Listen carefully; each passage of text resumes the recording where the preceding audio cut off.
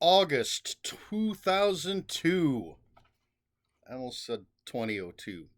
I don't know what the hell I was thinking. August 2002. Working at Frame Art, living my life next to the police station in North Ridgeville, and reading a lot of books. So we're going to jump right in. The first book I read in August of 2002, Snow White and the Seven Samurai by Tom Holt. And this is the evil queen's mirror gets hacked and scrambles up all the fairy tales and fables and things, um, so that uh, like the three little pigs are going after the big bad wolf, and I can't even remember. All just everything's mixed up, and the seven dwarves become seven samurais. That's easy enough. It's in the title. So just a spoof, a comedy about fairy tales and the characters, and takes the tropes and turns them on their heads. But I really don't remember too much about it. So there you go. That's all I have to say about that one. But next up, the 47 Ronin story by John Allen, Allyn. Would you pronounce that Allen? That's what I have written down here. I don't know if he's a translator or just wrote this English version of the 47 Ronin story. Um, I double and triple checked. Apparently, I have it written down as nonfiction.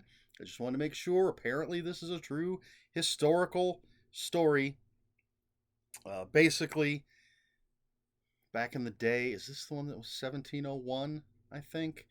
Um, this Japanese, he be a lord, was wrongly executed, and so his retainers became Ronin. 47 became masterless samurai, 47 of them, and they basically plotted and planned their revenge on the person slash people who caused their lord to be accused and executed of something. Um, so just a fascinating, apparently historical story. If you've seen the Keanu Reeves movie, which I have not, I don't know. I know there's a lot of fantasy elements in that, though. I've seen the trailers and things. There's no fantasy in this. It's just a straightforward story about these 47 people, say characters, who lost their master, plotted their revenge, what they did to get it. The 47 Ronin story, John Allen. After that was Lullaby by Chuck Palahniuk, however you say his name. Of course, author of Fight Club. And this is about what's known as a culling song. I believe it's from Africa, and this is a song when someone was infirm, became old, infirm, ready to die. You could sing this song to them, and the song would kill them. This this guy finds this song through some tragic events, and it's a question of, does he use it for his own purposes? He eventually teams up with some other people to try to find every copy of this song written down. They want to destroy it, basically, so it doesn't become sort of this killing virus out in the world. If I'm remembering all this correctly, I remember enjoying this book. Um, Not quite as much as Fight Club. I still think that's probably my favorite Chuck Palahniuk book. So far, there's plenty that I haven't read at this point. Um, and that Fight Club being my favorite might just be because it's the first. But Lullaby, I love the idea of this calling song and the effect that it has on people, not just the killing effect, but um, what it drives the characters to do. Having this knowledge of this song, really fascinating story. Then we have Dungeons and Dragons: The Savage Caves by T.H. Lane. And this was the first in a new series of Dungeons and Dragons books that was supposed to be going back to the basics of Dungeons and Dragons. And basically, you have your group of adventurers. They're hired by this town to help them with a problem. There are giant spiders that are coming in and eating the sheep in this town, and that's their livelihood, their flocks of sheep. And so this group of adventurers goes on an adventure. They have to find where these giant spiders are coming from. Why are they invading this town? And it's just a very straightforward Dungeons and Dragons fantasy story. It follows the flow basically of a Dungeons and Dragons campaign. Um, and if you like that stuff, it's fun. After that, Buffy the Vampire Slayer Sweet 16 by Scott Ciancin, Ciencin, however you would say that. Um, in this book, Dawn, Buffy's sister, has made a friend in a young girl named Ariana. Buffy meets Ariana and recognizes her as someone who was attacked by demons and was able to fight them off. She seems to have super strength, healing powers, and, well, something's going to happen when she turns 16. Buffy's got to figure it all out. A fun Buffy the Vampire Slayer story. Next up, 5 Decades of the X-Men, edited by Stan Lee. There we go. I wish you could see that cover better. I enjoy it. And this is basically what it says. This is 5 stories by 5 different authors, each taking place in the 5 decades of the X-Men's existence up to this point. So the 60s, 70s, 80s, 90s, and 2000s. So the earliest to what was then current. I happen to be a fan of the older X-Men stuff. I guess probably because that's, again, what I was exposed to first. Things, for me, personally, got a little complicated at some points. Especially, and it seems like the X-Men now are incredibly complicated. But this is a nice look at the history of the X-Men, having each story taking place in a different decade, showing us the growth of not just the characters but the sort of the mutant universe in Marvel. So 5 Decades of the X-Men, edited by Stan Lee. Then we have Dark Side of the Street by Jack Higgins. This is a Paul Chavis novel. Paul Chavis is working for a clandestine British organization called the Bureau, and he is sent undercover in a prison because there's this guy called the Baron who has been executing these prison breaks, and they want to get to him, so they send Paul into the prison to befriend the person they believe is going to be going to escape next, and then he can get to the Baron and expose everything. Just your typical Jack Higgins action adventure thriller book, which for the most part I always enjoy.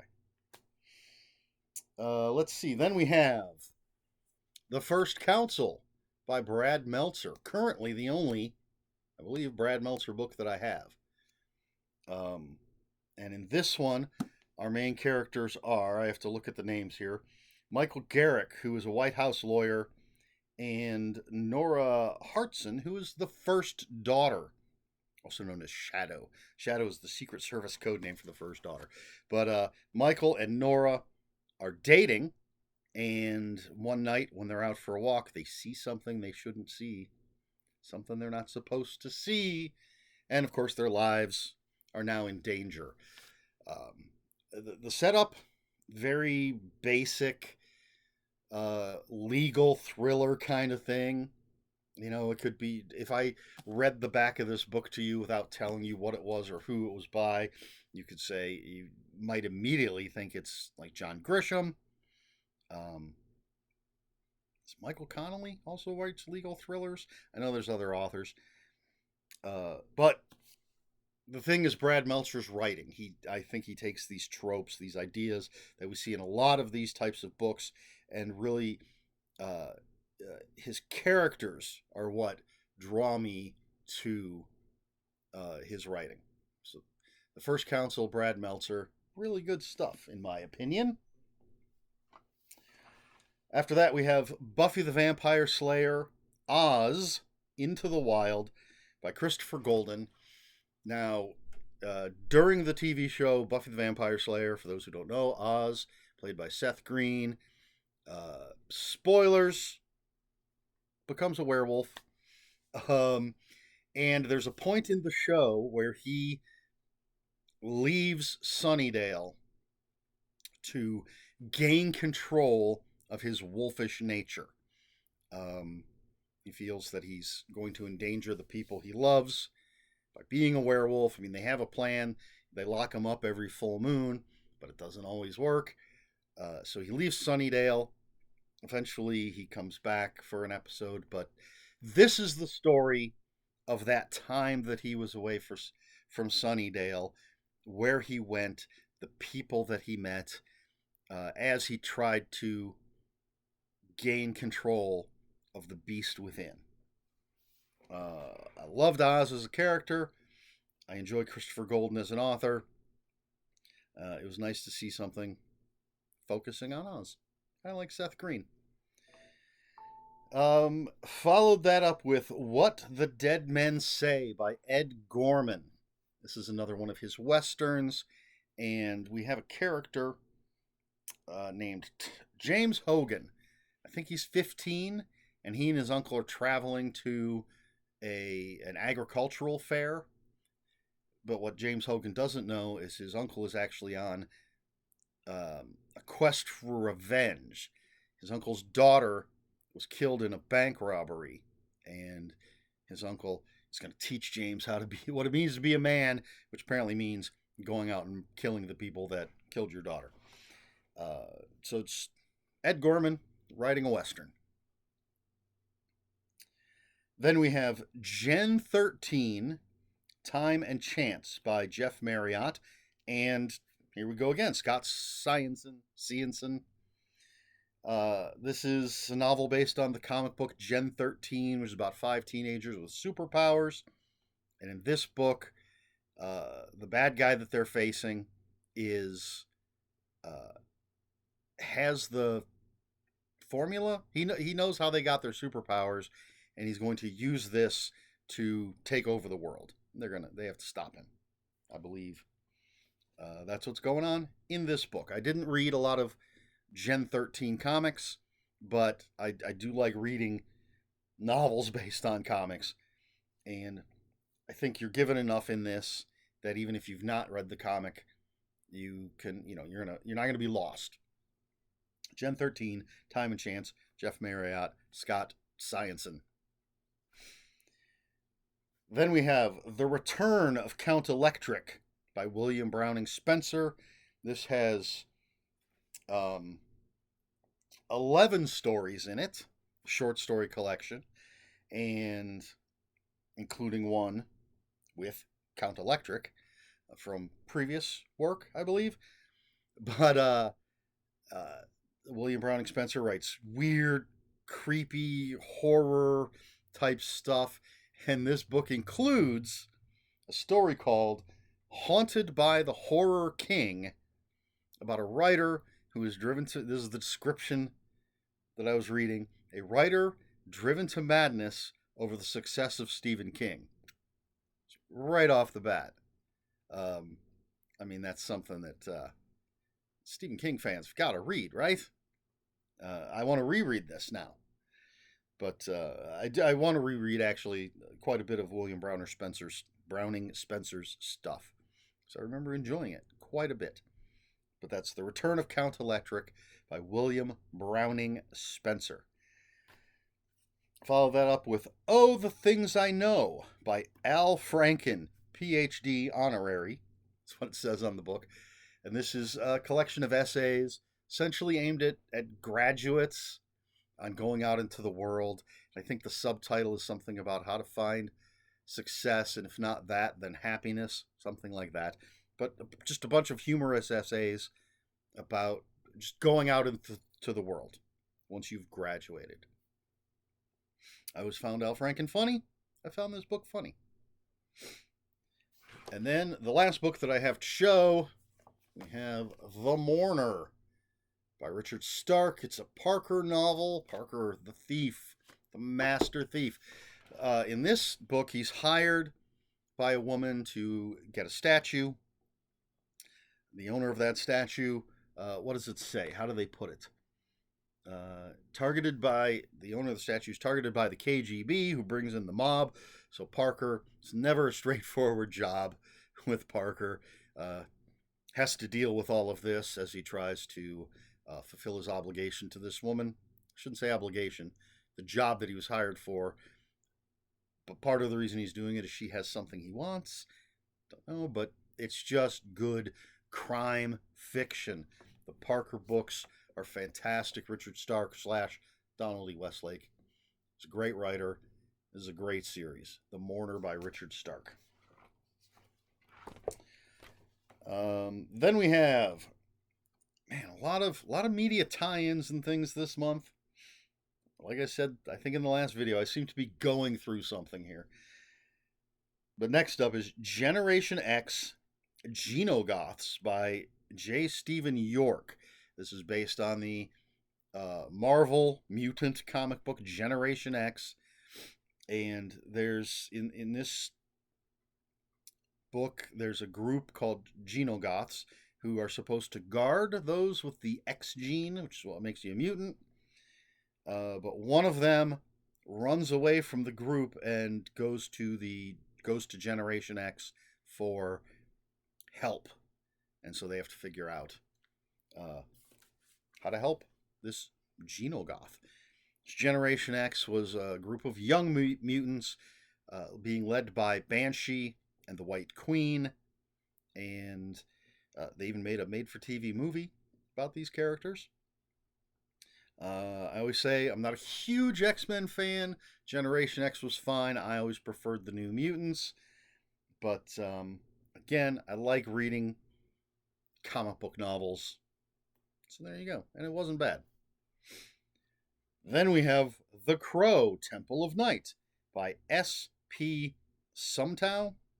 This is based on the comic book series / movie series, The Crow. And in this one takes place in Bangkok, and we have a journalist, I believe, named Steven, who's looking into like the gritty, dirty underground in Bangkok, and he's going to fall in love. And spoilers, he's going to die. I mean, it's a Crow novel. That's kind of how things go. The main character's going to die because they got to come back as the Crow. Is that actually what they're called? I mean, the crow is supposed to be the bird that brings them back. I don't think they're actually called the Crow, but you know what I'm saying. One of the Crow novels. I enjoy these. I like the Crow. I like the mythology behind the Crow.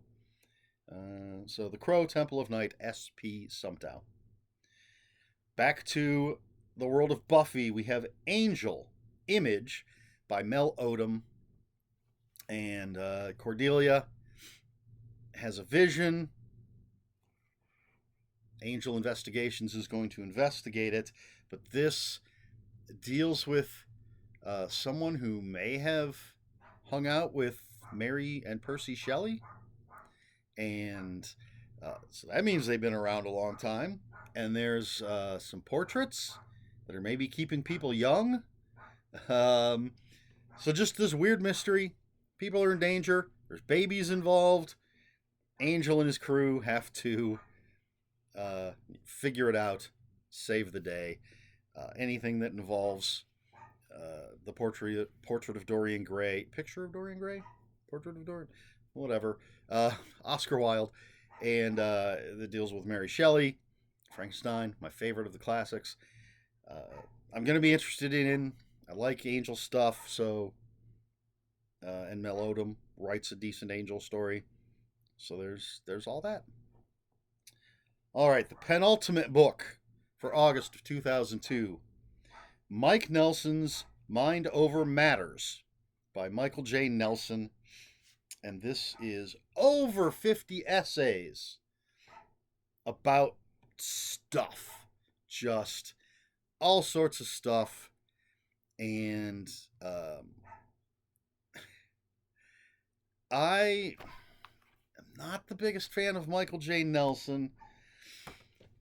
He is probably he's best known, I would say, from his time on Mystery Science Theater 3000. Moved on from that to form Riff Tracks with a couple other guys from Mystery Science Theater 3000. He's got a podcast I listen to. I've mentioned this before, called 372 Pages We'll Never Get Back. But he seems, even in the books that I've read, seems just a little too snarky, a little too full of himself for my taste. And maybe it's just me. I don't know. I think Riff Tracks is much more mean spirited than Mystery Science Theater 3000 was.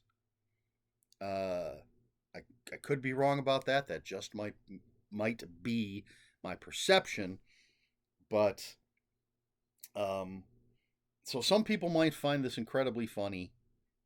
This book, Mike Nelson's Mind Over Matters, and I'm sure there is some humor in it. He can be a very funny person, but he seems to punch down a lot. Again, maybe just my perception, but that's me on my soapbox. But that's Mike Nelson's Mind Over Matters by Michael J. Nelson. 50 humorous essays.